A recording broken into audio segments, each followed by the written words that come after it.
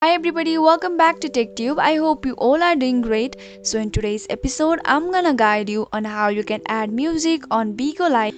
To get started, open up a Bigo Live application and the user face will appear like this.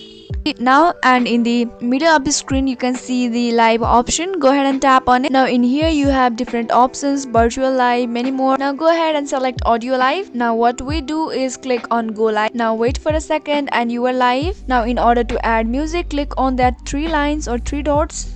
Now here you can see singing more, fluent, YouTube, share screen, many more, and among them is the music.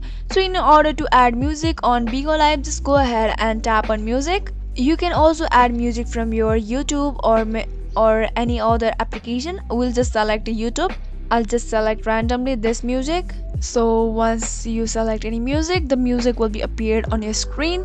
So to control the settings, you can just adjust the volume to your own.